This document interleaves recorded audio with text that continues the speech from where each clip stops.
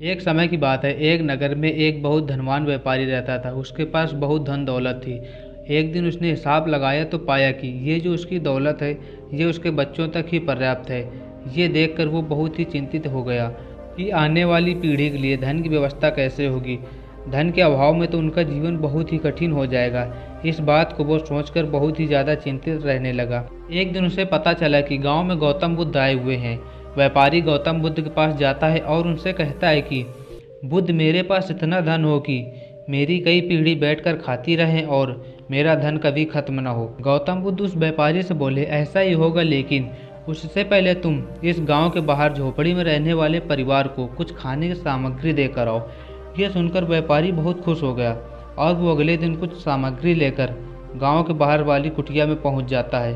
और जैसे ही वो कुटिया के अंदर गया तो उसने देखा कि कुटिया के अंदर एक स्त्री और उसके दो बच्चे हैं। बच्चे खेल रहे थे और वो स्त्री खाना पका रही थी। व्यापारी उस स्त्री को सामग्री का थैला देते हुए कहा कि मैं तुम्हारे लिए कुछ खाने की सामग्री लेकर आया हूँ, इसे रख लो। ये सुनकर स्त्री ने कहा, लेकिन मेरे पास आज की खाने की व्यवस्था है। ये सुनकर व्यापारी बोला, तो कल की खाने की व्यवस्था हो जाएगी।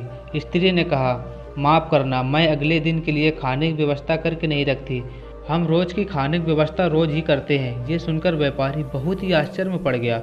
वो सोचने लगा कि एक ये लोग हैं जो अपने कल के लिए भोजन की व्यवस्था नहीं रखते, और एक हम हैं जो अपनी आने वाली पीढ़ी के लिए धन इकट्ठा करने के लिए मरा जा रहा हूँ। ये देखकर व्यापारी को सब कुछ समझ में आ गया और वो सीधे गौतम बुद्ध के पास जाता है और कहता है, बुद्ध, आप हमको जो समझाना चाहते थे वो हमको समझ में आ गया। व्यापारी गौतम बुद्ध से कहता है, क्या आप हमको ये बता सकते हो कि चिंता क्या है, ये कैसे उत्पन्न होती है और इसका निवारण क्या है। गौतम बुद्ध ने कहा, कल के लिए की जाने वाली चिंता हमारे कल को बदले या न बदले, लेकिन वो हमारी आज की खुशी को जरूर छीन लेती है। चिंता एक ऐसी मानसिक बीमारी है जो हमारी खुशी को छीन लेती है। असल में चिंता का कोई वास्तविक अस्तित्व नहीं है। चिंता एक ऐसा भाव है, ऐसा डर है जो हमारे भविष्य में आने वाले डर से उत्पन्न होती है।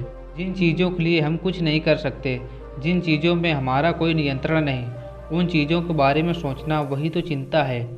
जिन चीज़ों में तुम्हारा बिल्कुल नियंत्रण नहीं, जिन चीज़ों में तुम कुछ भी नहीं कर सकते हो, यदि तुम उन चीज़ों के बारे में न सोचो तो तुम्हारा क्या बिगड़ जाएगा।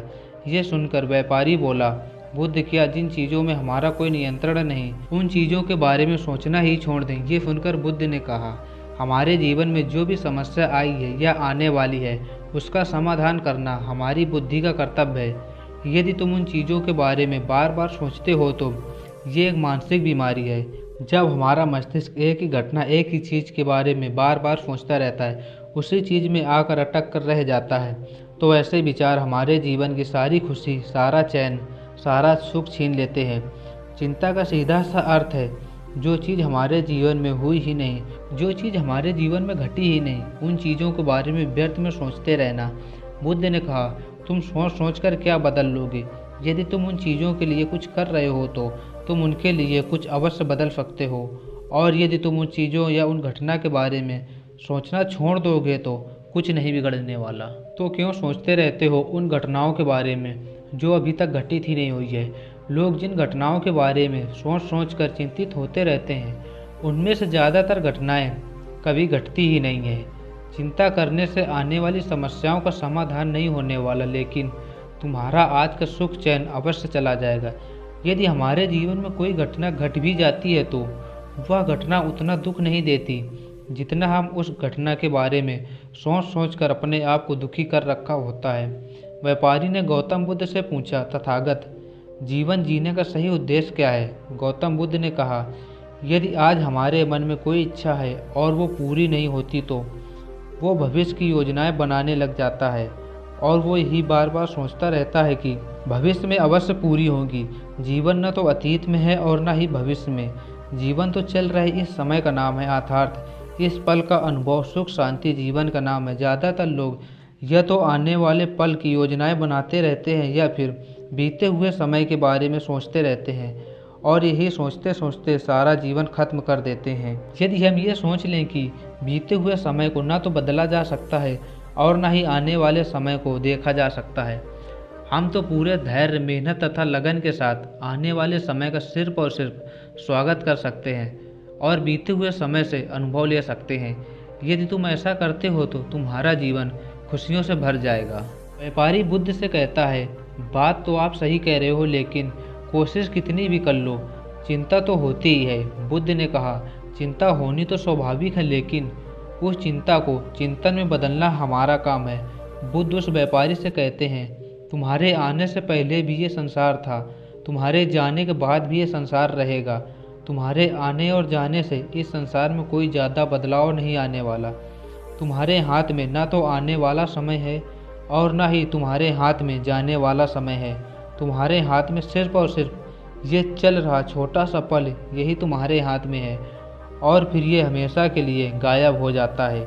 तुम इस समय का क्या करोगे? चिंता करके बर्बाद करोगे, या तुम इस पल का सही से उपयोग करके आने वाले समय को बेहतर करोगे? चिंतन करना चाहिए इस बात का, कैसे इस समय को अधिक से अधिक उपयोग में लाया जा सकता है, कैसे हम अपने आप को महान बना सकते हैं, कैसे हम अपने आप को खुश रख सकते हैं। याद रखना, चिंता इंसान को उसकी चिता तक ले जाती है और चिंतन उसके मन को कुंदन बना देता है। यह सुनने के बाद व्यापारी ने गौतम बुद्ध से कहा, मैं समझ गया कि जीवन को ज़्यादा गंभीरता से न लेकर इसे आनंद और पूरी ऊर्जा के साथ जीना चाहिए। व्यापारी ने गौतम बुद्ध से पूछा, यदि कोई व्यक्ति चिंता से पूरी तरह घिर चुका हो तो उसे क्या करना चाहिए? बुद्ध ने कहा, क्या तुम किसी सुरंग से बाहर निकले हो? कितना भयानक अंधकार होता है। सुरंग के अंदर हम यही सोचते रहते हैं कि यदि हम इस सुरंग के अंदर फंस गए तो क्या होगा, कैसे निकलेंगे इस सुरंग से। लेकिन सुरंग चाहे जितनी बड़ी क्यों न हो, सुरंग के दूसरे द्वार पर प्रकाश ही होता है। उस प्रकाश तक वही पहुंच पाता है जो उस सुरंग को पूरा पार करके उसके दूसरे द्वार तक पहुंचता है। ठीक इसी तरह से हम भी अपने जीवन को चिंता के उस सुरंग में फंसा लेते हैं जहां से बाहर जाने का रास्ता नज़र नहीं आता, और हमको ऐसा लगने लगता है कि ये जीवन ऐसे ही खत्म हो जाएगा। चिंता रूपी सुरंग से वही बाहर निकल पाता है जो लगातार कोशिश करता रहता है। यदि तुम्हारे जीवन में कभी भी निराशा, चिंता तथा उदासी का पल आए तो तुम लगातार प्रयास करते रहना, लगातार कोशिश करते रहना, तुम्हें सफलता अवश्य मिलेगी। व्यापारी को यह समझ में आ चुका था कि मैं जो चिंता कर रहा हूँ ये सब व्यर्थ है। उसने गौतम बुद्ध को प्रणाम किया और वहाँ से चला गया।